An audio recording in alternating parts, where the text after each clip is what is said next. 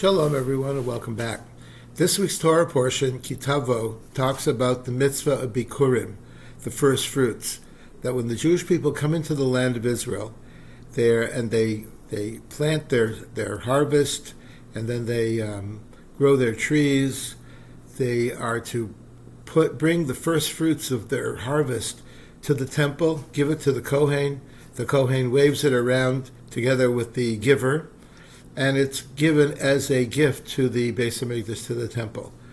The first fruit is a concept that we find throughout the Torah, that we are the firstborn of Israel has to be redeemed in the mitzvah of Pidyon Haben. We find this throughout. The firstborn receives half of the inheritance traditionally of the father. And what is the idea of the firstborn, the first fruits of Israel? The Jewish people are actually the first fruits of Israel also, as we are told that the Jewish people are called B'ni B'chari Yisroel. My son, my firstborn is Israel. The Jewish people are God's firstborn. And as a result, we have a very special status among the Jewish people, among the peoples of the world, to perform the mitzvahs and to act as the priests unto the nations of the world. As the Torah tells us, we are a Mamlechas Kohanim V'Goy Kadosh, a nation of priests and a holy nation. The Jewish people are a very special nation before God, and God regards us as such. And with being special and enjoying the privilege of being a very special nation, a chosen people, as they say, comes great responsibility. And that responsibility is to act as holy people do, as priests do, by performing the mitzvahs, the obligations that God has given us in the Torah. It's a great responsibility, and together with it comes great privileges. And that's perhaps why many of the religions of the world target the Jewish people more than anyone else.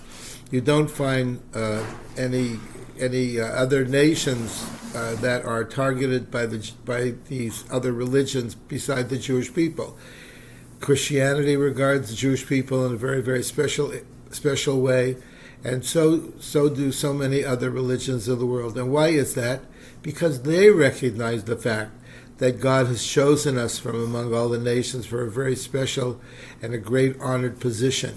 So if the nations of the world regard us in that way, certainly we should regard ourselves also in that way and take that great responsibility that God has given us and do something with it and raise ourselves up and our children up to accept that great responsibility before God.